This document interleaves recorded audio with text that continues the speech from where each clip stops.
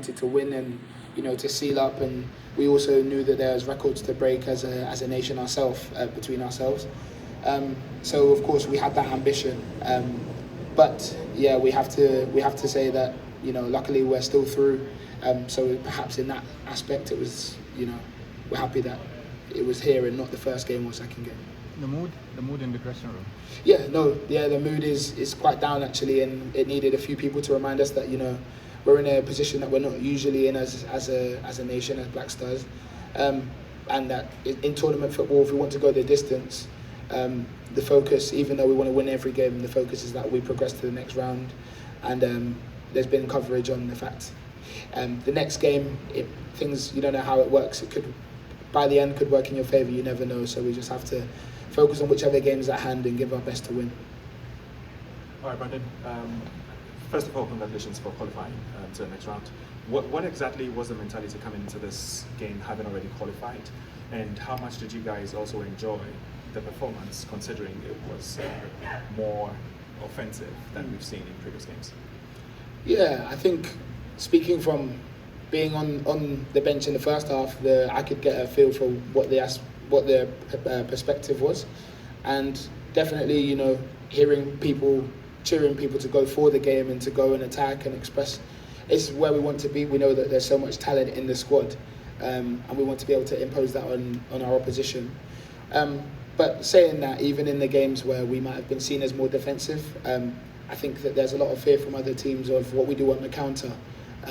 So that's not to be slept on, because there is a very attacking threat even in those defensive phases for the transition. But yeah, I think the overall feeling was that we want to go and win the game, and to make a statement to our fans at home that we want to make a new dawn of really going for it in tournaments and being that powerhouse that we know that we are. So we're definitely disappointed that we didn't win today, but we know we have that feeling inside to go and progress. Last question. Who has the microphone, please? I have it here. Okay, you can pass it. Brandon, coming into the World Cup, how was the feeling like? The second question, when the team had to wait for VAR, for the referee to declare it was a goal, what was the feeling among the players? Yes, I think coming into the World Cup, there's a lot of ambition, a lot of hopes, and what we want to do as a collective, on an individual basis, and I think it all encompasses within each other that we want to be successful.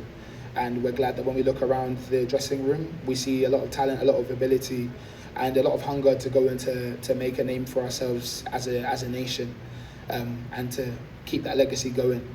I think in terms of the VAR question, we believed that we'd done everything right, that our player was onside.